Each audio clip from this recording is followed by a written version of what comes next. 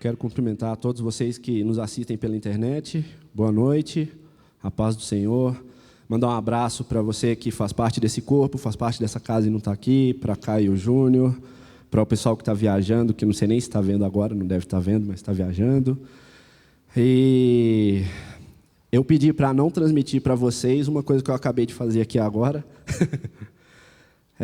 que foi ministrar uma canção que tem falado bastante ao meu coração nas últimas semanas. E o que eu ia falar já acerca, não sobre a letra da canção nem nada, mas sobre o fato de eu ter tocado aqui, é que essa noite, contextualizando ainda o pessoal de casa, essa noite a gente está tendo uma experiência muito forte, eu pelo menos estou, uma experiência muito forte acerca do amor de Deus. Para falar a verdade, desde quinta-feira é o dia que o meu grupo no Rugido do Leão faz a intercessão, e desde quinta-feira que eu tenho sentido algo diferente da parte de Deus. Não sabia nem definir que era acerca desse amor, não.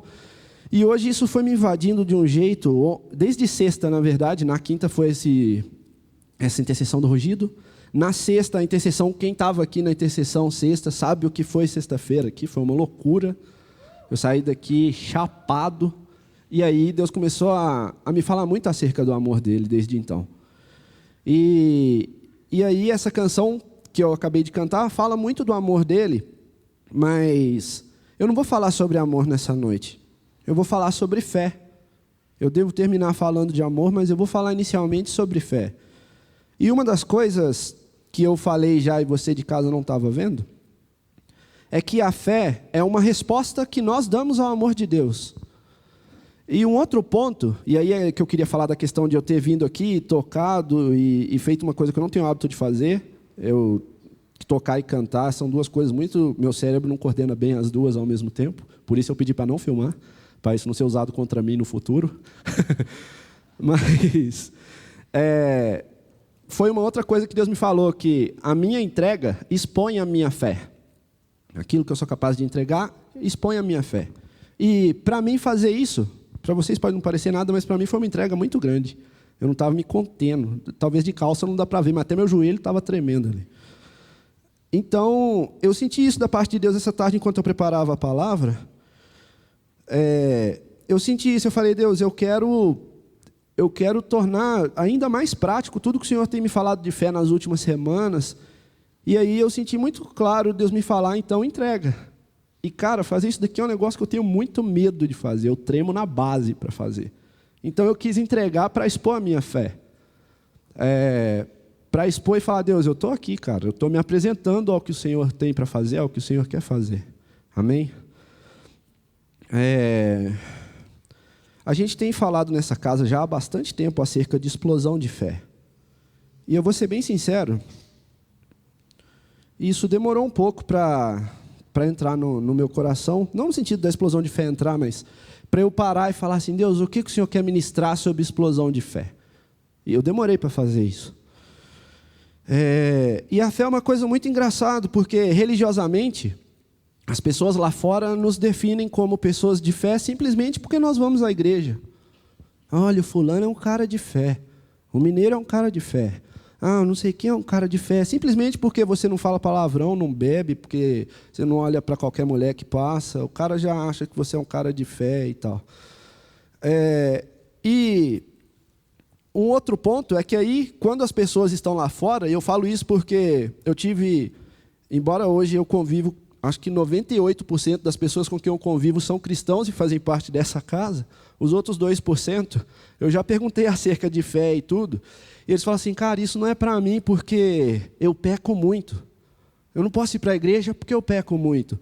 Então as pessoas têm uma ideia de que você é um cara de fé porque você, entre aspas, não peca, não comete o que elas julgam ser pecado, que para eles pecado se resume a isso que eu falei, não beber, não fumar e etc. E aí eles acham que você é um cara de fé e acham que eles só podem vir à igreja se eles fizerem isso. Se eles forem um cara de fé, assim como eles julgam que você é um cara de fé. É um conceito meio errado. Mas aí você fala assim, ô mineiro, mas eu não tenho esse conceito mais, a gente já é cristão, já está aqui na igreja, já aprendemos muito. Mas a gente, enquanto cristão, a gente também tem um outro conceito de fé bem errado. a gente usa a fé nas pontas. E o que é a fé nas pontas? O título que eu tinha colocado nas pontas, não, vou usar o termo que eu escrevi aqui. A fé nas extremidades. A fé nas extremidades é quando você é pecador, e aí você reconhece que você é pecador, você levanta a sua mãozinha, reconhece que Jesus pagou um preço por você, e aí você está usando de fé ali, você está dando um passo de fé. E aí você se converte. Depois daquilo você usa a fé na outra ponta. Quando você está desempregado e não tem com o que pagar as contas, quando tem alguém na sua família com câncer, quando uma mulher é estéril e você ora para que ela engravide, aí a fé se torna... Por isso que eu falei de fé nas extremidades. E o tema da mensagem, se é que eu posso falar assim, é fé fora das extremidades. Porque a gente está em vias de um congresso de cura e tal, e de explosão de fé. E aí o que se usa para ilustrar? A cura. Então, na cabeça, às vezes, da própria igreja, a fé é usada nesses dois extremos. Onde, quando eu aceito Jesus e reconheço meu pecado e tal, então eu estou dando um passo de fé, e aí eu falo dessa fé para alguém que não é cristão. Olha, cara, você tem que ter fé em Jesus e não sei o que e tal. E o outro ponto da fé é quando eu estou diante de uma situação impossível. E a religião é tão suja, porque aí ensina para você assim, quando você uma hora acorda e fala assim, mas eu quero ter mais fé, porque todo mundo sente isso uma hora na vida. Aí vem um crente bem religioso e fala com você assim, cara, não ora para ter fé não, porque se você orar para ter fé, você vai passar por tribulação. Cara, eu nunca, em todos os meus anos de cristão, até eu acordei para a questão de propósito e tudo mais, eu acordei para isso já há alguns anos, a minha vida tem mudado muito como cristão nos últimos 4, 5 anos, mas para a questão da fé eu acordei muito nesse último mês. E eu fui perceber que eu nunca tinha orado e colocado diante de Deus assim, Deus, me dá mais fé. Por quê? Porque a gente... Estou suando até agora de ter tocado a música. Vocês não estão entendendo, o negócio é sério. Porque a gente coloca a fé nessa questão de eu não vou orar para ter fé, porque senão eu vou perder meu emprego. E aí eu vou ter que ter fé de que alguém vai me sustentar. Meu irmão, eu já vivi assim. Desde que eu estou aqui, eu passei por algumas trocas de emprego. E numa dessas trocas, a Açúcar estava grávida, eu não estava trabalhando, o seguro-desespero já tinha acabado, e eu fiquei numa situação bem desconfortável, onde eu vinha até o apóstolo Hélio e falava, apóstolo, tal coisa na minha casa acabou. E aí o apóstolo ia e, não, vamos dar um jeito e tal. E eu não sei se você sabe, mas a situação da igreja financeira, devido à minha e à sua infidelidade, oscila bastante. Então, às vezes, o apóstolo também não tinha de onde tirar. Então, eu já vi ele pegar tudo que ele tinha, me entregar e falar assim. E eu falei, mas como que o senhor vai fazer? Ele falou assim, eu tenho para onde correr, e você tem a mim para correr. Então, eu passei por essa situação de dependência, onde eu estava exercitando a minha fé. Religiosamente, a gente acha que é isso, né? O cara está exercitando a fé dele, está dependendo de alguém, isso é fé. E a gente começa a tratar a fé nesse outro extremo, e aí eu de fato tenho medo de pedir a Deus para ativar a minha fé, para incrementar a minha fé. Porque eu acho que se eu pedir fé, eu vou estar diante de uma situação impossível de resolver, e aí eu vou depender de alguém e de um milagre, etc. É como se, para você que está vendo em casa não sabe, eu tenho um filho de quase 5 anos, faz 5 anos quarta-feira. É como se eu virasse para o meu filho e falasse assim, filho, eu vou te ensinar que fogo é perigoso. Põe a mão ali para você queimar um pouco. Eu não preciso esperar meu filho queimar a mão para ensinar para ele que o fogo queima. Eu não acredito que Deus me ensina a ter fé, me colocando numa situação onde... Não que eu não acredite que Ele ensina, eu acho que Ele ensina assim também. Mas essa não é a única forma. Deixa eu colocar isso melhor. Senão você vai achar assim, o cara falou que passar por problema não exercita a fé. Não, exercita sim. Se meu filho queimar, ele vai saber que o fogo queima. Mas esse não é o único jeito dele saber isso. Então, a minha fé, para ser incrementada, não precisa passar por isso, por uma situação tão adversa, tão complicada. E eu estou falando de fé aqui, talvez você está nessa casa pela primeira vez, talvez você nunca foi numa igreja, isso serve para você. Talvez você é velho de crente, meu irmão, isso serve para você também, do jeito que serviu para mim. Porque eu descobri que, diante desse princípio que eu falei, que a minha fé é uma resposta ao amor de Deus por mim, eu preciso ativar essa fé. Eu preciso ativar essa fé. Se você está entrando aqui e tem dúvida se Deus te ama, Até você sair daqui, eu acredito que você já vai ter certeza disso. Então aprenda isso, a fé é uma forma de você responder a esse amor. Agora, se você já faz parte dessa casa, se você que está me vendo em casa é crente e não foi na igreja hoje, meu irmão, a sua fé e a minha fé são uma resposta ao amor de Deus. Abre sua Bíblia em Romanos 6. Nesse processo de Deus me ensinar sobre fé,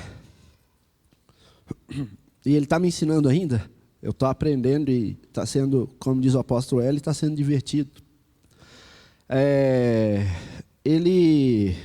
Alguns conceitos de algumas coisas que a gente usa, umas palavras que a gente usa bastante, Deus tem me feito enxergar outros conceitos. Eu estou tendo que procurar isso, pesquisar. Deus, por que está essa palavra? Por que está falando isso e tal? E uma dessas palavras vocês vão entender já que a gente vai ler aqui em Romanos 6.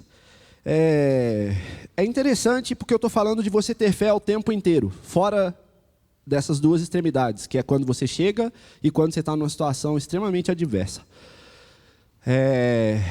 Ter fé o tempo todo.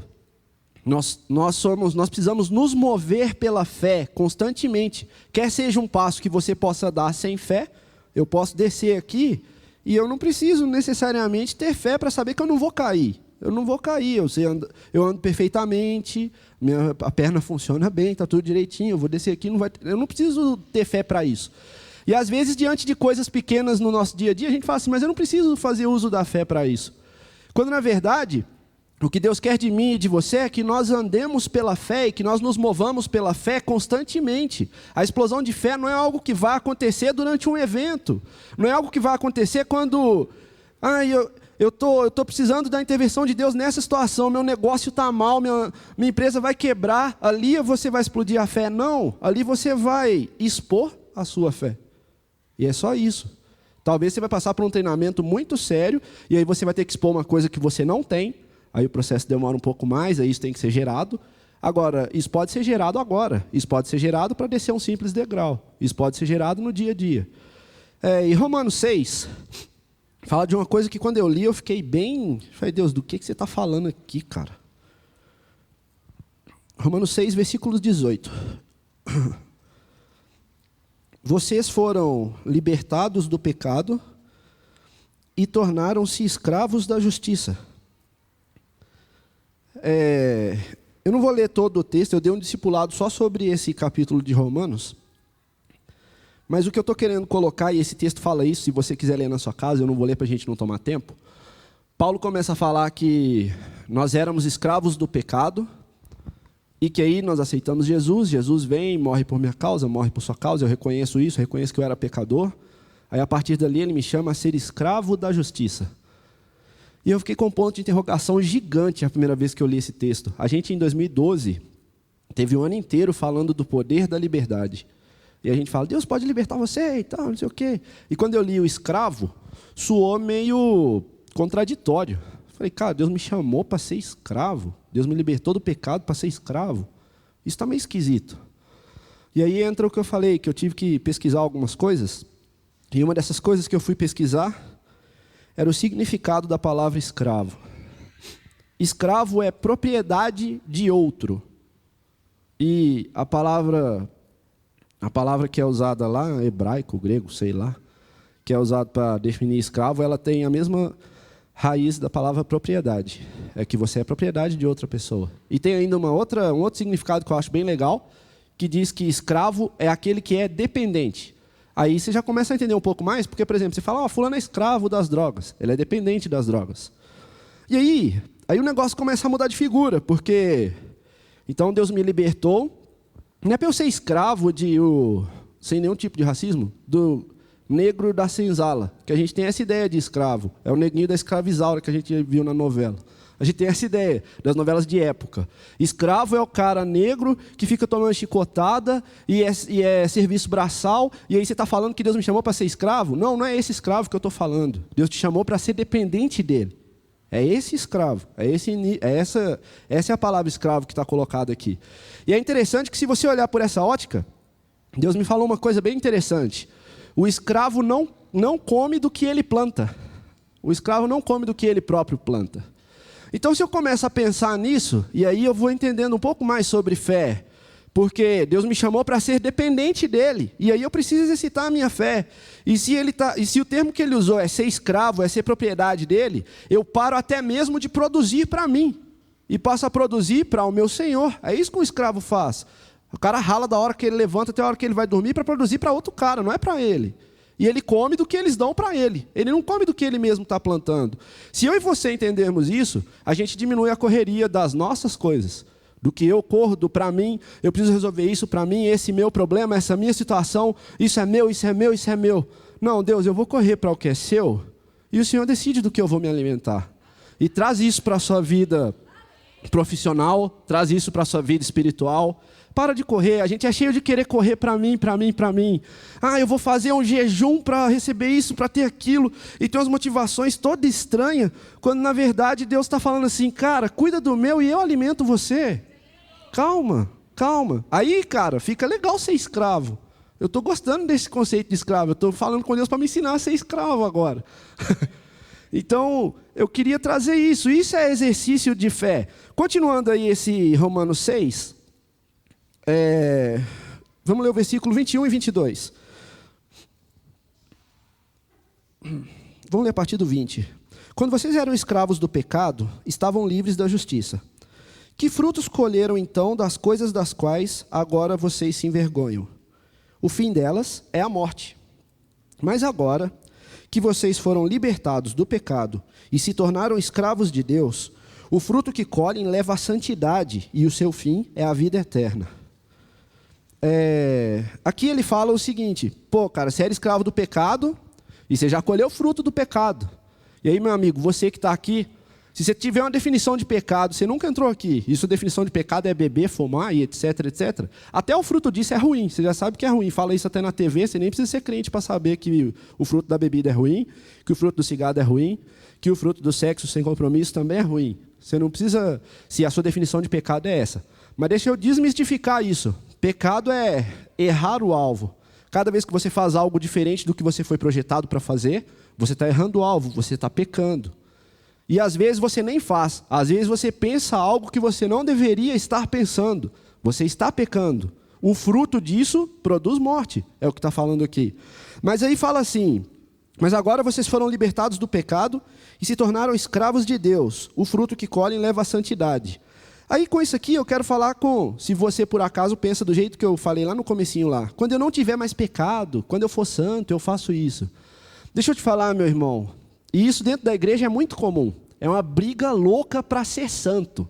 Ai, mas eu estou fazendo isso. Ai, mas eu estou fazendo aquilo. Ai, mas eu tenho dificuldade com pornografia. Aí eu estou fazendo um jejum de não sei o quê para eu ficar livre da pornografia. Ah, mas eu tenho dificuldade com fofoca. Então eu estou fazendo um jejum de palavras para eu fofocar menos. Então eu vou parar de ir no salão para não ficar sabendo da vida dos outros e não falar da vida dos outros. E aí é cheio dessas coisas para não pecar.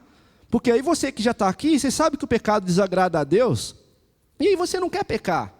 E aí a gente emprega um esforço sobre-humano para não pecar. Quando na verdade o que está falando aqui é, agora que vocês foram, no 22, foram libertados do pecado e se tornaram escravos de Deus, o fruto que colhem leva à santidade. Então, quando eu sou escravo dependente, quando eu sou escravo propriedade de Deus, santidade é fruto disso. Não é esforço meu, não é fruto do que eu faço, não é fruto do que você faz. Não sou eu que faço nada para ser santo. Isso é fruto de uma vida de fé. Você começa a entender por que a fé é algo que você tem que exercitar o tempo inteiro. Porque na minha força e na sua força eu não consigo ser santo. Eu não consigo. Uma vez eu saí para lanchar com um grande homem de Deus, o apóstolo L. E a gente terminou o lanche umas 11h30 da noite. E quando saiu ele falou comigo assim, se me faltar a graça de Deus eu peco hoje ainda. E é uma das maiores verdades. A gente acha assim, não, eu não peco porque eu estou em jejum, porque eu estou isso, porque eu estou aquilo.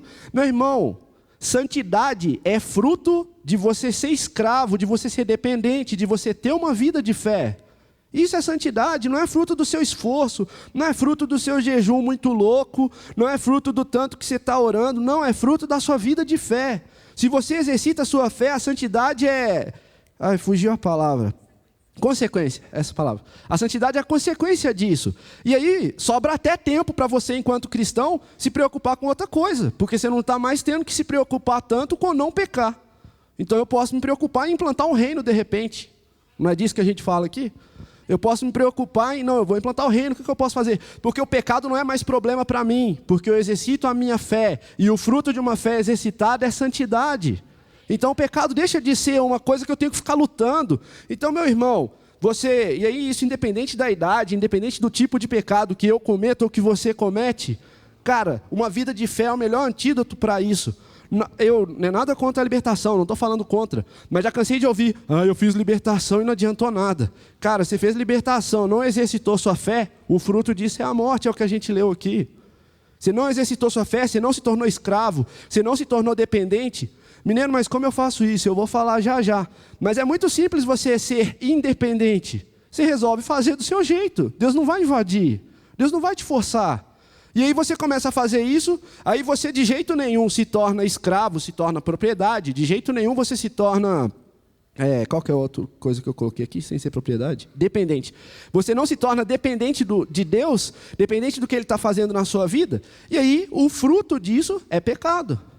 O fruto da santidade é uma vida de escravidão, e escravidão nesse sentido que eu estou falando aqui. Amém? Vamos passar para frente. E talvez você está assim... Ô mineiro, mas cara, eu entendi isso daí, mas deixa eu dar real para você. Por que eu quero ser escravo? Por que eu tenho que ser escravo? De onde você tirou isso? E aí vamos voltar um pouco aí no livro de Romanos ainda, Romanos 5, volta uma página aí.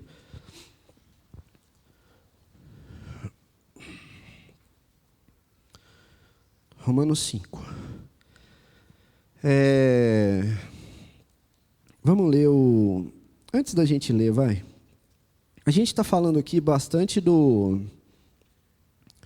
A gente está falando aqui bastante do amor de Deus e etc e tal. Só abrindo parêntese para você que não entende disso e está totalmente fora do contexto. Você nunca ouviu isso, você nunca veio na igreja, você nunca quis saber o que era isso. Por causa do pecado de Adão lá atrás, o primeiro homem, por causa do pecado desse cara, eu e você nascemos em pecado. Todos nós, sem exceção. A única exceção é Jesus. O resto todo nasceu em pecado. E se você tem alguma dúvida disso, vem na escola dominical também, que você vai aprender sobre raiz de iniquidade. Você vai ver que o esperma do seu pai, quando ovulou lá com sua mãe lá, ele já tinha uma carga de iniquidade que já vinha lá de trás, lá de trás, lá de trás, e assim vai. Então você já nasce em pecado. Você não tem para onde correr. Então eu mato aqui também se você acha que pecado é falar palavrão, que pecado é beber e essas coisas todas aí. Não, você já nasce em pecado. Mas Jesus, o único que nasceu sem pecado, ele vem e fala assim, cara, eu vou morrer por esse bando de louco aí, eu vou pagar o preço que eles não podem pagar. É pecado demais para eu pagar e para você pagar. A gente não dá conta. E aí Jesus vira e fala assim, deixa comigo. Jesus pega, vai para a cruz, se entrega por minha causa e por sua causa, eu vou falar disso já já. E é por isso que a gente canta desse amor dele. Ele me amou quando eu era pecador, cara. E aí, se eu tenho uma dívida com esse cara, eu preciso trabalhar para ele. Eu preciso me tornar escravo dele. Então, se talvez você está assim, por que eu tenho que ser escravo? Que papo ruim que é esse? Eu não sei se você tem que ser escravo, mas deixa eu te falar, você tem uma dívida que você não pode pagar por ela. Eu tenho essa dívida. Eu tenho uma dívida que eu não posso pagar por ela, e você também. Você tem uma dívida que você não pode pagar. Logo, se eu sou devedor, eu acabo me tornando dependente de quem eu devo. Eu devo para ele, então. Só que é uma dívida que nós não vamos pagar, não. E nem quero colocar na sua cabeça, eu não estou com isso falando, que assim, então eu tenho que viver frustrado porque eu estou tentando pagar a dívida do pecado e não estou conseguindo. Não, não é isso. Deus não vai cobrar isso de você. Deus não é o carrasco que talvez você está achando que ele é. Mas continuando, Romanos 5, versículo 19.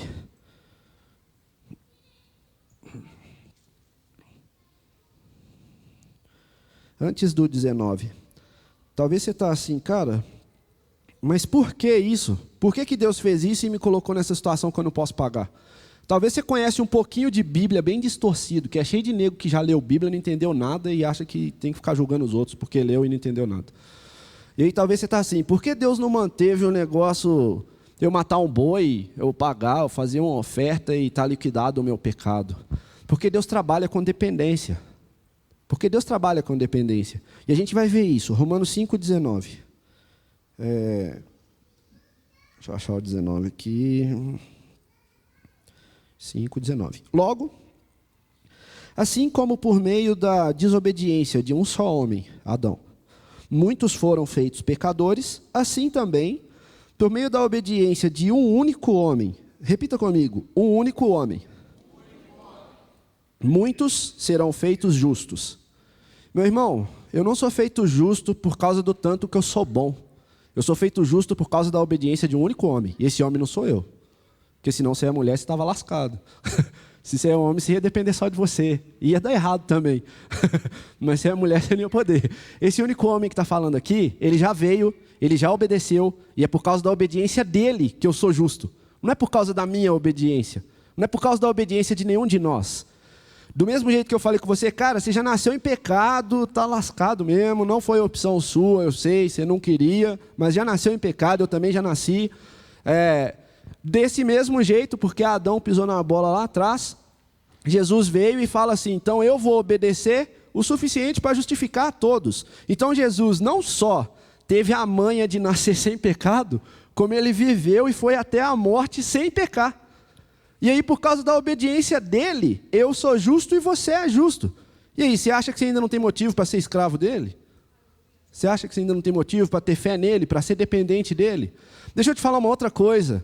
Dependência é algo que nos conecta ao reino. Porque enquanto eu não aprendo a ser dependente, eu sigo lutando com o pecado. Eu sigo achando que é a minha obediência que me justifica. Que sou eu quem vou ser capaz de ser mais santo ou menos santo. Quando eu entendo que não, quando eu entendo assim, opa, peraí, eu não sou justo por causa da minha obediência, é por causa da obediência de um só homem. Está escrito isso na Bíblia, eu acabei de ler. E aí está escrito lá que é por causa da obediência de um cara só, e aí eu acabei de falar também que o fruto de quem é escravo da justiça, e aí você viu que esse cara que morreu por causa da obediência dele, eu sou justificado e você também. Então, como fruto de ser escravo, de ser dependente dessa justiça, eu sou santo. Aí eu paro de gastar minha vida tentando pagar por um pecado que já está pago. E eu não estou com isso incentivando ninguém a pecar, já está pago mesmo, vou fazer do jeito que eu quiser. Não, não é isso não.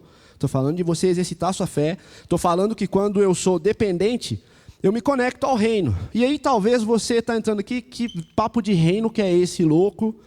Ou ainda outra, a gente teve uma aula no Ifatá que falava dos fundamentos do reino, a gente vê um monte de besteira que a galera acha que é reino.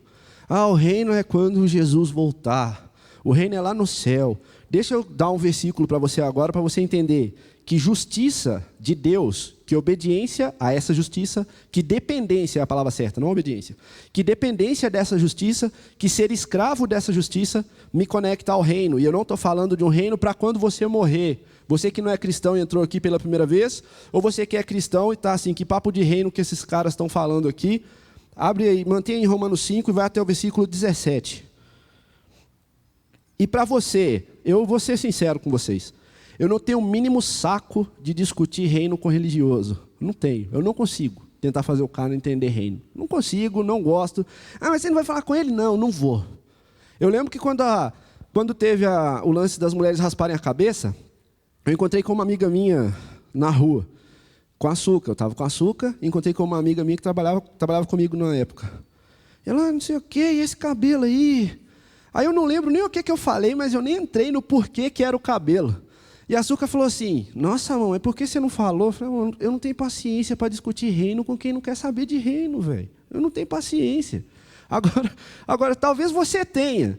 Se você tem, e cara, eu não discuto isso com ninguém. Às vezes eu vou para BH, e aí fica a gente... Às vezes rola umas conversas que a açúcar fala para mim, não vou falar alguma coisa. Eu falei, não vou falar, não quero falar. Eu não quero falar de nada que a gente vive aqui com quem não vive essa realidade e não está afim. Se eu percebo que o cara... Pô, mineiro, como assim? Você acha que isso é só para quem está aqui? Não, eu acho que é para quem está afim. Só que tem uns caras que querem discutir com você para provar que ele está certo. E, meu irmão, eu não tenho paciência para isso. Talvez você tenha. Se você tem, anota na sua agenda aí esse Romanos 5,17, porque é um versículo para você dar na cara dessa galera. Eu não vou fazer isso porque eu não gosto. Romanos 5,17. Se pela transgressão de um só, a morte reinou por meio dele, muito mais, aqueles que recebem de Deus a imensa provisão da graça, repete comigo, esse sou eu. Quem recebeu de Deus a provisão da graça. E a dádiva da justiça reinarão, o que está na sua Bíblia aí? Em vida. É depois que você morrer? É depois que Jesus voltar? Vai reinar como? Reinarão em vida, por meio de um único homem. De novo, não é por meio do seu esforço nem do meu esforço. É por meio de um único homem, Jesus Cristo. Acabou. Então, se você tiver paciência para discutir isso com alguém, isso aqui é um bom argumento bíblico. Tá? Reinarão em vida. Não é depois que morrer, o reino é para agora, é para esse tempo. Deus está restaurando as coisas nesse tempo. Beleza? E aí talvez você vai virar para mim e vai falar assim, você é dessa casa, né? Ou talvez você que nem é. Pô, cara, eu entendi isso aí, mas eu não reino ainda. Eu não exerço o reino. Você não sabe do que eu passo, cara. Eu passo um monte de situação difícil. E aí essas coisas difíceis que eu passo não me deixam viver o reino, porque eu enfrento a batalha na empresa, eu queria estar em outro emprego, está difícil com a minha esposa, a gente está querendo, eu não consigo viver o reino, não está dando, eu não estou conseguindo ser santo, não está nada. E aí, esse capítulo 5, quando eu li, me trouxe alguns choques, e eu quero dividir alguns deles com vocês. Vamos ler os versículos 3 e 4 do capítulo 5. Vocês percebem que eu estou vindo de trás para frente, né? Comecei lá no 6, aí eu estou voltando no 5, mas de vez em quando Deus faz isso comigo mesmo. Romanos 5, versículos 3 e 4. Deixa eu achar o 3 e 4 aqui. 3 e 4. Não só isso, mas também nos gloriamos nas tribulações, porque sabemos... Isso aqui eu já achei muito louco, velho. Nos gloriamos nas tribulações. No dia que eu falei disso com o pessoal da adoração, eu fui bem sincero com eles e falei, galera, deixa eu dar real para você, eu não consigo ficar feliz porque eu estou passando tribulação. Eu não consigo, cara. Eu não consigo. E aí continua o negócio vai ficando mais estreito. E aí talvez você está falando assim, se você não consegue, eu também não tenho que conseguir. Não, eu não consigo porque Deus ainda não tinha me levado a tratar isso. E aí eu estou entrando bem nessa fase onde Ele está assim, eu vou te ensinar então, fica na sua. Não só isso, mas também nos gloriamos nas tribulações, porque sabemos que a tribulação produz perseverança, a perseverança, um caráter aprovado, e o caráter aprovado, esperança. Até aqui. Deixa eu ler de novo, 3 e 4. Não só isso, mas também nos gloriamos nas tribulações, porque sabemos que a tribulação produz perseverança, a perseverança, um caráter aprovado, e o caráter aprovado, esperança. Tem um tipo de crente, que também é bem legal, é dessa mesma família do não pede fé para Deus, porque senão Ele vai provar você. É dessa mesma galera. Tem um tipo de crente que fala que, tipo assim, cara, eu estou passando uma prova e estou passando por uma situação difícil, e aí eu vou mais na igreja, vou na igreja hoje, porque eu preciso resolver aquilo. Eu vou numa campanha, porque o fulano tem que arrumar emprego. É um tipo de crente que talvez a tribulação produza isso tudo nele aqui mesmo. Mas a tribulação passou, esse cara sai fora. Esse é o cara que, para ensinar de fé, Deus tem que colocar ele na tribulação mesmo. Esse cara, para ele entender que o fogo queima, alguém teve que queimar a mão dele. Ele não entendeu de outro jeito. E aí, a gente vai... E tem esse tipo de cristão mesmo. A igreja é cheia desse tipo de cristão. Que está na igreja quando o casamento está mal. Quando o casamento está mal, o cara vai na igreja de segunda a segunda. Quando ele está precisando de um emprego, ele entra em tudo que é campanha. Aqui tem isso. Vamos ser sinceros, aqui tem isso. E aí a galera vem para a igreja quando o pau está quebrando mesmo, o cara vem para a igreja. Quando não está, o cara não quer saber de igreja. Mas deixa eu falar com você, muito novo, por causa do propósito e de tudo que Deus tem na minha vida, eu aprendi, muito novo mesmo, eu aprendi a me relacionar com Deus. Um cara me falou isso uma vez. Eu acho que eu tinha uns 12 anos. Ele me falou assim, a gente precisa aprender a se relacionar com Deus pelo que Ele é, e não pelo que Ele faz. E eu cresci com eu tomei aquilo como verdade para a minha vida. E eu cresci com isso. Então, eu vou ser sincero, eu não consigo ir diante de Deus e ficar pedindo. Eu tenho dificuldade. Eu posso estar mal o tanto que for, mas eu não consigo ir diante de Deus e ficar... E interceder. Deus, resolve isso, resolve isso, resolve isso. Eu não consigo, cara. E aí é onde eu falei que na minha vida isso daqui não estava sendo gerado. Porque a tribulação na minha vida não estava gerando perseverança. Pelo contrário, quando a tribulação vinha, ela fazia com que eu me afastava mais. Aí eu me afastava, porque aí eu não consigo orar, porque eu fechava o olho para orar. Ai Deus, eu estou orando aqui, mas eu tenho que resolver aquela situação, e aí eu não consigo ir diante de Deus e reconhecer quem Ele é, porque eu estou tão preocupado com as outras coisas. Então, na minha vida, a tribulação não estava produzindo perseverança, nem caráter aprovado e nem nada aí, nem esperança. Estava numa ótica errada. E aí, quando eu cheguei aqui, eu tomei meio com um tapa na cara quando eu li isso. Eu falei, Deus, está errado, cara. Na minha vida, a tribulação não produz isso. Produz um efeito contrário. Quando eu estou mal, por qualquer que seja a situação, a circunstância ou qualquer coisa, eu acabo tendendo a buscar menos a Deus, porque eu não consigo ter um relacionamento com Ele de a solução dos meus problemas. E aí eu me afasto, e não estou dizendo que é errado se você consegue, não. Glória a Deus se você está mal e consegue ir diante dEle e ficar, que bom. Eu estou precisando aprender isso. E eu fui diante de Deus e eu fiquei mais de uma semana lá nesse capítulo aqui. Eu fui diante de Deus e falei assim, Deus, me ensina a ter isso, cara. Me ensina a ter isso, eu não quero que... Aí você fala assim, nossa, mineiro, você muda pela circunstância? Não, não é que eu mudo, mas é porque aí chega uma hora que eu não consigo falar de outra coisa, eu não consigo pensar em outra coisa, e aí se eu estou mal, isso afeta diretamente meu relacionamento com Deus, afeta meu relacionamento com o açúcar, com o meu filho, com tudo. Eu não consigo, e aí... Mas eu vi que o projeto de Deus é esse aqui. Isso que está escrito aqui não é uma utopia, não. Isso aqui é o projeto de Deus para mim e para você. O projeto de Deus para mim e para você é que a tribulação produza perseverança. Que a perseverança produza um caráter transformado. Nem sei se o termo que está certo é esse. Aprovado. E o caráter aprovado produz esperança. Eu fiquei diante de Deus e falei, Deus, não é isso que a tribulação produz. E na sua vida, meu irmão? O que a tribulação produz na sua vida? Porque aí tem outro ponto. Se na sua vida a tribulação produz, então eu vou correr para Deus agora para Ele resolver, também está produzindo a coisa errada. Isso não é caráter aprovado, não. E nem é perseverança, porque quando passar a prova você vai embora. Então não gerou perseverança nenhuma. Também está errado. O que a tribulação produz na sua vida? Na minha, eu acabei de falar com vocês que eu estou aprendendo a deixar que essas coisas sejam produzidas. E já que eu disse que eu estou aprendendo, eu vou dividir o que eu estou aprendendo com você. Não vou ser mal. O versículo 5, eu até coloquei assim, versículo 5, como resolver o problema? Que isso é um problema.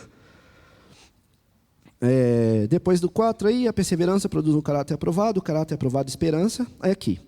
E a esperança não nos decepciona. Por que a esperança não decepciona? Porque Deus derramou seu amor em nossos corações, por meio do Espírito Santo que Ele nos concedeu. A tribulação pode produzir as coisas certas na minha vida e na sua vida? Não é porque eu vou amanhecer um crente melhor amanhã, não é por causa disso que eu estou falando com você, não.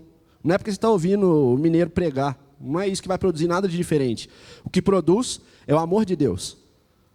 A gente leu que a tribulação produz perseverança, produz caráter aprovado, produz esperança, e a esperança não nos decepciona, porque eu passo a esperar no amor dele, e o amor dele foi suficiente para transformar tudo que eu já falei que foi. O amor dele foi suficiente para transformar a minha vida, a sua vida, para me tirar de escravo do pecado e gerar morte, um gerador de morte, e me fazer escravo da justiça, escravo da graça, escravo da misericórdia, e gerar na minha vida santidade. Esse amor, e isso já foi feito, eu acabei de ler, foi a obediência de um homem só. Ele me amou o suficiente para obedecer até o final, para morrer por minha causa, então eu posso ter esperança. Se eu tenho esperança, o meu caráter vai ser aprovado. Meu caráter vai ser aprovado, eu vou ter perseverança. E aí a tribulação vai produzir o que ela tem que produzir na minha vida. E na sua vida também.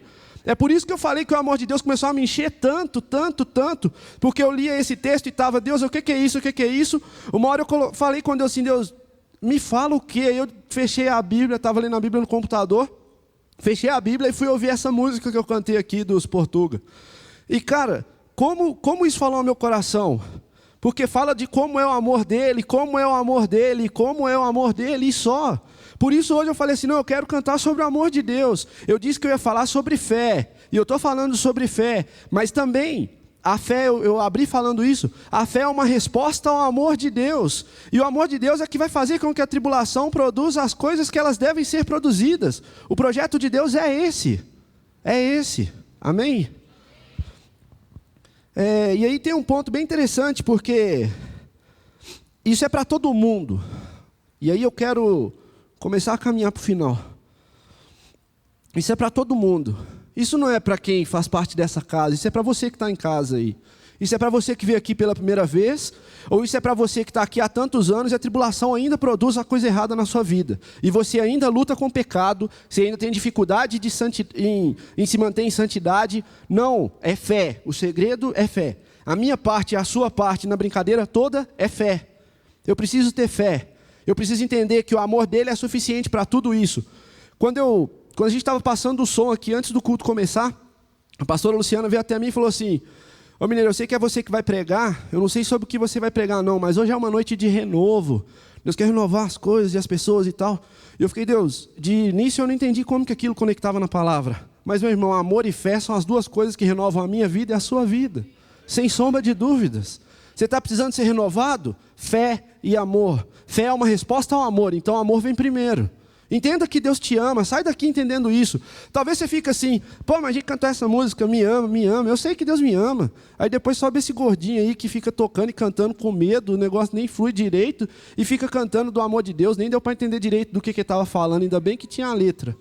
Mas, cara, esse amor e tudo isso que a gente está cantando aqui, o segredo é esse. Se eu passar a acreditar nisso, a minha fé é resposta a esse amor. É isso que é ser renovado. Você quer ser renovado? Você quer ter uma semana renovada? Você quer ter uma vida renovada? Você quer chegar aqui nessa explosão de fé e ao invés de ser um espectador, você explodir de verdade? Eu quero. Eu quero. Eu quero. E para isso eu preciso responder a esse amor. Eu respondo através da fé. E cara, pode pedir a Deus para te dar fé, porque Ele não vai fazer você passar por uma magrela para ativar sua fé, não. Ele vai te ensinar do jeito que Ele está te ensinando. Do jeito que Ele está me ensinando. Amém? Vamos ler os versículos 7 e 8 desse capítulo ainda, 5. Para você entender que isso é para todo mundo. Dificilmente haverá alguém que morra por um justo. Embora pelo homem bom, talvez alguém tenha coragem de morrer. Mas Deus demonstra seu amor por nós. Cristo morreu em nosso favor quando ainda éramos pecadores. Aqui tem 2 pontos. Eu me lembro de um retiro, acho até que foi o único retiro das células que a gente fez. Eu bato o recorde de retiro, que eu estou em todos. De mulher, de adolescente, de jovem, de célula, de tudo. E eu lembro que nesse retiro, quando o retiro acabou, no retiro tinha os líderes de célula, tinham as pessoas que abriram suas casas, tinha as pessoas que frequentavam as casas. E eu lembro que a pastora Zelinda falou assim: olha, a equipe toda se empenhou em tudo que fez aqui. Todo mundo se empenhou, gastou seu tempo, orou, e a gente investiu. E eu lembro até que esse retiro não teve custo para ninguém, porque a própria igreja que bancou tudo. E a pastora Zelinda falou assim, todo mundo fez tudo isso, mas deixa eu falar uma coisa para vocês. Nenhum de nós, ninguém da equipe que se deu, que se doou, ninguém da equipe que investiu na vida dos outros, daria o filho por amor de vocês. Ninguém daria. Deixa eu falar uma coisa com você, eu também não daria o meu, não. Não daria. E aí, você fala assim, talvez por um homem bom alguém morra. Sim, aí é cheio de filme, né? De pai que fala, tiro meu coração para pôr no meu filho, e pá. Por alguém bom a gente até morre. E isso está falando na Bíblia aqui, morre mesmo. Mas morrer por você quando você é pecador, cara, quando você não vale nada. E aí, não vale nada porque você não tem ideia mesmo, você não tem ideia do que Deus fez por você, você nem sabe que você está devendo. Você deve tanto, mas você nem sabe que você está devendo, você nem sabe que você está pecando, você não sabe que essa dívida já foi paga, que é o mais importante.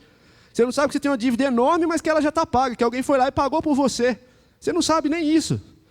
E aí, isso só foi pago, isso só aconteceu porque Jesus virou e falou assim, eu vou morrer por eles, mesmo que eles são pecadores. E deixa eu falar mais, eles são pecadores, eles não vão conseguir parar de pecar, então é a minha obediência que vai resolver tudo. Deixa comigo. Se eles acreditarem em mim, se eles tiverem fé, se eles forem dependentes de mim, e o termo que está na Bíblia é escravo, se eles forem dependentes a esse ponto, deixa comigo, aí vai ter santidade, aí vai ter todo o resto.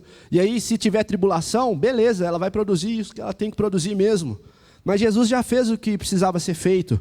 E aí é interessante ainda, porque no versículo 8, que eu falei para a gente ler o 7 e 8, no versículo 8 fala assim, mas Deus demonstra seu amor por nós. Aí está assim, 2 pontos, tipo, como Ele demonstra o amor. Cristo morreu em nosso favor quando ainda éramos pecadores. Meu irmão, crente, que está aqui, que já sabe de tudo isso que eu estou falando, e talvez está olhando assim, nossa, isso que ele está falando aí, não sei se serve muito para mim, não. Está falando aqui nisso, Deus demonstra o seu amor por nós. 2 pontos. Como ele demonstra? Cristo morreu na cruz por nossos pecados. Acabou. Não é te dando carro, não é dando um namorado que você está querendo. É com Jesus morto na cruz. É assim que ele demonstrou o amor dele. Então, se eu estou correndo atrás do emprego dos meus sonhos, da situação financeira, do casamento, de qualquer coisa, não é assim que ele demonstra o amor. Ele já demonstrou, acabou. Aqui não está falando assim, Cristo morreu pelos nossos pecados e para você ter uma casa boa, para você ter um carro bom, para os seus filhos não terem nenhum problema. Não, ele demonstra o amor porque Cristo morreu pelos nossos pecados. Acabou, ponto final. Essa foi a prova do amor dele, e não tem outra. Não precisa de outra. Não é necessário outra. O problema é que eu e você desconhecemos o poder da cruz. Nós desconhecemos tudo que foi conquistado na cruz. Nós desconhecemos o tamanho desse amor.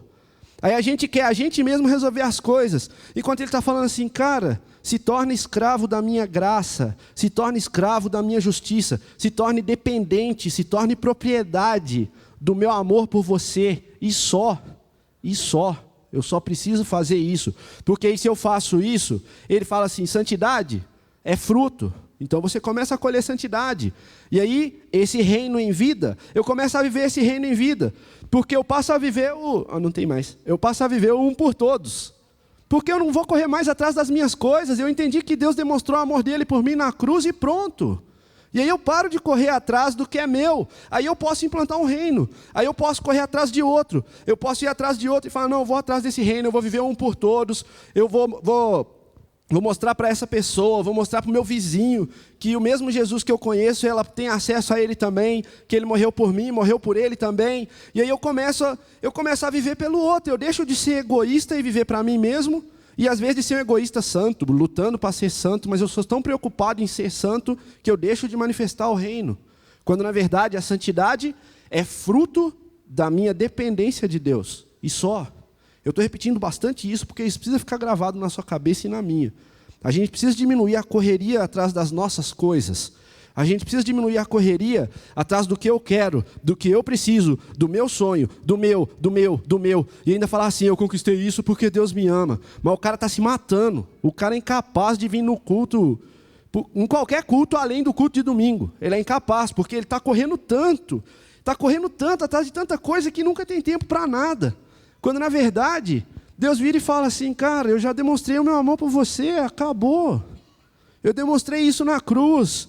E o resto dali para frente seja o meu dependente, deixa comigo. Como eu falei, a frase que Deus me falou é, o escravo sequer come do que ele mesmo planta. Se você entender que nem o que você come você precisa correr atrás, e eu não estou falando aqui para você virar um vagabundo, não, eu não quero nem trabalhar, amanhã eu vou sair do trabalho então, porque é Deus que vai fazer no meu lugar. Não, mas você passa a fazer com uma visão de reino. Você passa a fazer pelo outro. É um por todos. Você deixa de fazer porque você quer trocar de carro no final do ano. Você deixa de fazer porque você quer conquistar o amor da sua vida. Você deixa de fazer porque você quer ser um empresário. Não, você passa a fazer porque eu quero implantar um reino. Deus, qual é a utilidade de eu ser casado no seu reino? É essa. Então, beleza. Então, prepara o casamento na hora aí. Chegou uma hora que era necessário ter o Eduardo na vida da Zelinda. Nessa hora ela casou. Não foi porque ela ficou correndo atrás. Uma hora, chegou a hora é agora, beleza, isso faz parte do projeto de Deus, da implantação do reino de Deus, da manifestação do reino de Deus. E foi até legal usar esse exemplo, porque você, homem que vem no Retiro dos Homens, viu a palavra que a pastora Zelinda ministrou e ela não teria aquela revelação se ela não fosse casada. Então, ou seja, Deus tem um propósito em tudo, o tempo certo, para tudo. Para implantar um reino, eu não estou dizendo, senta e fica esperando tudo cair na sua cabeça. Não, não é isso. Eu estou falando, corra atrás da implantação de um reino, não dos seus objetivos pessoais. Amém? E aí, tem o último versículo que eu vou ler, que mexeu muito comigo. É o primeiro versículo desse capítulo. Tendo sido, pois, justificados pela fé, do capítulo 5 de Romanos. Romanos 5:1. Tendo sido, pois, justificados pela fé, temos paz com Deus, por nosso Senhor Jesus Cristo. Eu não sei você, mas quando eu vivo essa vida de correr atrás das minhas próprias coisas, E corro, e dou de louco, e estou correndo, nossa, eu estou querendo fazer isso. Ah, eu queria estudar, eu queria fazer desse jeito, eu queria fazer desse outro, e ainda não é, e ainda não está do jeito que eu queria, e aquilo também não está, e a empresa não está, e o trabalho também não, e minha vida sentimental também não, e meu Deus do céu, não tem nada, eu não tenho paz. Eu não tenho paz. E aí atrapalha meu relacionamento com Deus. Aí entra naquilo que eu falei lá, e a tribulação não produz nada do que ela tem que produzir, porque eu não tenho paz. E aí, aqui está falando assim, tendo sido, pois, justificados pela fé, temos paz com Deus. É fé, é disso que eu preciso, é disso que você precisa. A fé não é uma coisa para você usar quando o barco estiver afundando e você falar, agora Deus vai provar minha fé. Não, meu irmão, a fé é para agora, para quando você não tem paz. Você não está em paz, você precisa ser justificado pela fé, e só. Não é ficar correndo, porque aí você está correndo atrás do casamento, você pode casar e ainda não ter a paz. Aí você está correndo atrás do emprego, você pode ter um emprego e ainda não ter paz. Se você não for justificado pela fé, você não tem paz. É isso que está falando. Se você for justificado pela fé, tendo sido, pois, justificados pela fé, tendes paz com Deus. É só isso. Não determina o carro que eu tenho, a casa que eu moro, onde eu moro, o emprego que eu trabalho, meu namorado, o salário, nada disso. Nada. Pô, mineiro, você está falando um nível muito louco. Eu estou. Estou falando um nível de explosão de fé. Isso é explosão de fé. Explosão de fé é muito mais do que um aleijado levantar da cadeira e sair andando. Explosão de fé é a sua vida não mudar, as circunstâncias em volta não mudarem, mas você ter paz com Deus, porque você foi justificado pela fé. Isso é explosão de fé. Amém? Amém. E o princípio de tudo isso é a cruz. Deus me deu uma frase que eu coloquei em negrito e letra maiúscula aqui, para eu não deixar de falar. A cruz é o princípio, é a manifestação do amor de Deus. A minha fé é a forma de acessar esse amor. É a forma de responder, é a forma de acessar esse amor. E a gente às vezes trata a cruz como o final.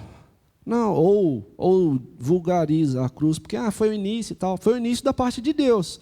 Ele já fez a parte dele, ele já demonstrou a parte dele. A partir de agora é comigo e com você. Então eu tenho que fazer. Não, cara, você não tem que fazer nada, você tem que ser dependente, só. Mas só ser dependente? Só ser dependente. Só que isso é difícil. É difícil porque a gente só aprende a ser dependente quando não dá para você. Quando foge do meu controle, aí eu quero ser dependente. O meu filho está numa fase bem interessante, porque, talvez por preguiça, mas lá em casa tem uma escada, a hora que eu vou descer com ele para o quarto dele é embaixo, ele fala assim, pai, me leva no colo. E é só porque ele não quer descer andando, ele já anda de boa para tudo que é lado, corre, apronta um monte. Mas eu estou aprendendo assim, cara, eu vou pegar meu filho no colo. Sabe, meu irmão, a fé tem um pouco disso. Eu posso descer a escada andando, mas eu prefiro virar para Deus e falar assim, Deus, me leva no colo, cara. Eu não quero ir sozinho. Me leva no colo, deixa eu ir junto. Me leva no colo, vem comigo, me leva no colo. Me leva para lá, é mais seguro. Me leva no colo porque eu quero estar abraçado. Isso é fé. Não é me leva no colo porque eu não dou conta de descer a escada, senão eu vou cair. Não, meu filho já passou dessa fase, e eu já passei dessa fase com Deus, e talvez você também. E aí você acha que, então, quando pintar uma escada que eu não consigo descer, quando pintar uma enfermidade que o plano de saúde não consegue resolver, aí eu vou exercitar minha fé? Não, eu posso exercitar agora, quando está tudo bem.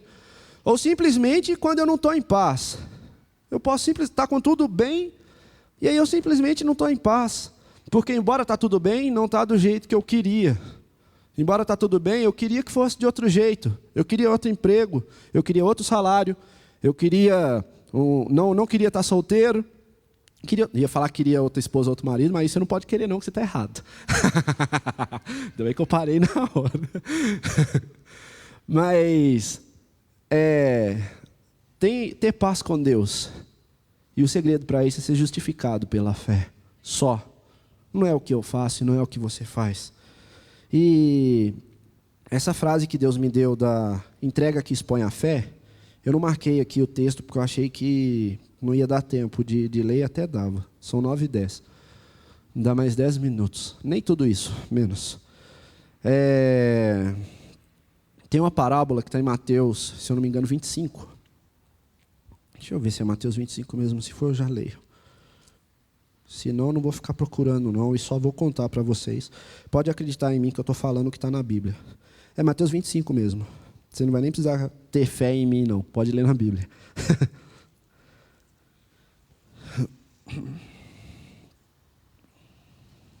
Deixa eu ler Mateus 25, eu vou ler só a primeira frase do primeiro versículo, primeiro. O reino dos céus será, pois, semelhante a... Aí ele conta uma parábola. Depois que ele conta essa parábola, no versículo 14, ele fala assim, e também, esse e também está se referindo ao reino dos céus que ele falou lá em cima, só por isso que eu li esse versículo. E também será como um homem que, ao sair de viagem, chamou seus servos e confiou-lhes os seus bens. A um deu 5 talentos, a outro 2, a outro 1, a cada um de acordo com a sua capacidade. Em seguida, partiu de viagem, e o que havia recebido 5 talentos, saiu imediatamente, aplicou-os e ganhou mais 5. Também o que tinha 2 talentos, ganhou mais 2. Mas o que tinha recebido 1 talento saiu, cavou um buraco no chão e escondeu o dinheiro do seu senhor. Aí depois o senhor vai voltar, tem uma outra parte que eu estou querendo ver aqui, para eu não ter que ler tudo. O senhor vai voltar, o senhor deles volta, e vai requerer o talento de todo mundo. E aí, o cara para quem ele tinha dado 5, que agora tinha 10, entrega os 10 para ele.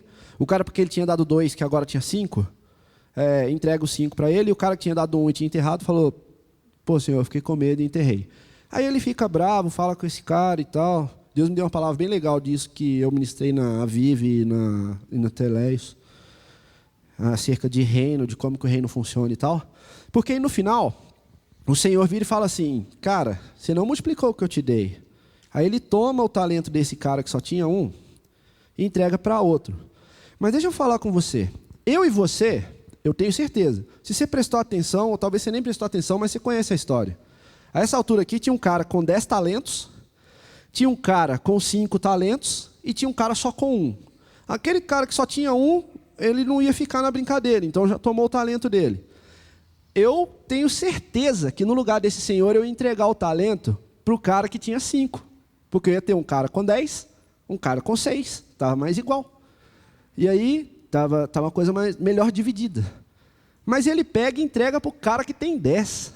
E aí a diferença aumenta. Cara, que justiça que é essa desse cara louco aqui, né? E aí Deus está falando que o reino dos céus é semelhante a isso. E se você ver no começo, no que eu comecei a ler, versículo 15. A um deu 5 talentos, a outro 2 e a outro 1. A cada um de acordo com a sua capacidade. A vida inteira eu achei que era. Então esse cara trabalhou pra caramba, multiplicou, virou 10, o que tinha 5. Depois o outro tinha 2, trabalhou muito, virou 5. E esse que tinha 1 não trabalhou nada. Ele não tinha capacidade para trabalhar. Mas eles não multiplicam trabalhando.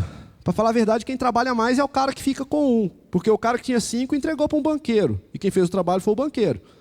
O cara que tinha 2 entregou para o banqueiro. Quem fez o trabalho foi o banqueiro. O outro mané que enterrou, eu imagino esse cara indo todo dia até o senhor voltar, ver se alguém tinha mexido onde ele enterrou. Quem teve trabalho foi esse cara. Mas está falando aqui que Deus deu de acordo com a capacidade de cada um. E o que Deus começou a falar no meu coração, e é daí que saiu essa frase de a entrega expõe a minha fé, é que Deus não me dá e não dá para você de acordo com a minha capacidade de multiplicar. É de acordo com a minha capacidade de entregar para Ele de volta. É esse que é o rolo. Por isso ele pega e entrega aquele 1 para o cara que tinha 10. Porque aquele cara já tinha entregado 5. Ele era capaz de entregar mais. Ele era capaz de dar mais. E isso é fé. Se eu tenho capacidade, se eu tenho... É capacidade mesmo que é o termo que está aqui. Se eu tenho coragem, quero usar esse outro termo, de entregar tudo, aí Deus vira e fala assim, então beleza, então eu vou dar mais para você. Então, meu irmão, a minha entrega e a sua entrega expõem a minha fé e a sua fé. Amém? Eu quero terminar aqui, era só para dar a base bíblica para essa frase, porque eu abri com essa frase, a minha entrega expõe a fé, e que a fé é uma resposta ao amor de Deus.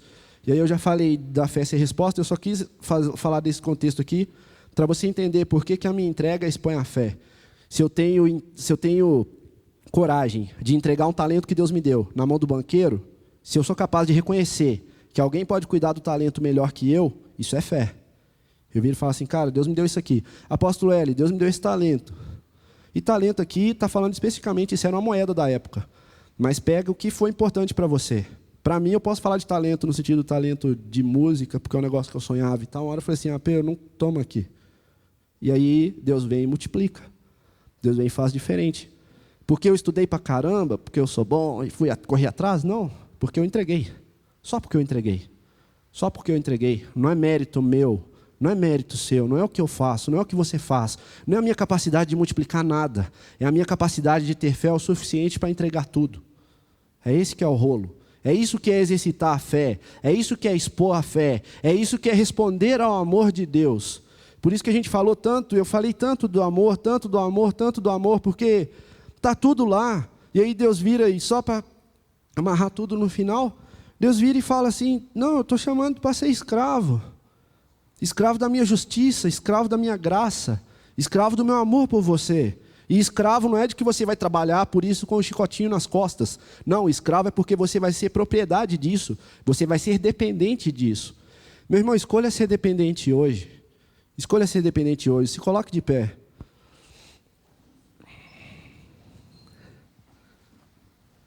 Que Deus tinha me falado para essa noite era isso.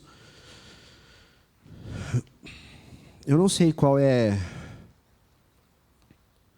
a sua capacidade de entregar. Eu não sei. Não sei qual é a capacidade que você que está me assistindo em casa tem de entregar as coisas. Eu não sei qual é o nível de fé que você tem, qual é o nível de resposta que você dá ao amor de Deus, qual é a sua correria para se tornar santo, qual é a minha correria para me tornar santo. Eu não sei como é o nível de fé de cada um de vocês. Mas você sabe. E a minha entrega, quando eu falo que a entrega expõe a minha fé, eu estou falando de expor no sentido de mostrar, e de expor de exponenciar, de ser expoente. A minha entrega é algo que dá um combo na minha fé. Então, se tem uma área da sua vida que você fala assim, nossa, cara, eu tenho fé, mas essa área aqui eu estou caminhando muito por conta própria. Entrega. Entrega. O que é difícil para você entregar? O que está consumindo seu tempo? O que está impedindo você de ter paz com Deus? Porque o que está em Romanos é que você foi justificado, tendo sido justificado pela fé, tem paz com Deus. O que está impedindo você de ter paz? E ainda outro ponto, o que está impedindo você de ter paz com Deus? Você culpa Deus do quê? Você culpa Deus do quê na sua vida? Porque você não está no trabalho que você queria? Porque seus pais não eram do jeito que você queria? Sei lá por quê, porque sua esposa não é, porque seu marido não é, seu filho, não sei. Por que você culpa? Por que você não tem paz com ele? E aí você fala assim, não, mineiro, eu tenho paz, mas é uma paz daquela que você vem e vê de vez em quando, só uma olhadinha no domingo, tá beleza. Não, Deus me chamou para mais que isso, e chamou você para mais que isso também. Eu quero orar primeiro com o pessoal que está em casa para eu poder terminar, e aí depois eu vou fazer os apelos para quem quiser vir à frente e tal. Mas deixa eu orar primeiro com você que está em casa. Espírito Santo de Deus, eu quero te agradecer por tua presença nesse lugar, Senhor. Pai, eu quero te agradecer por estar aprendendo o que é depender do Senhor.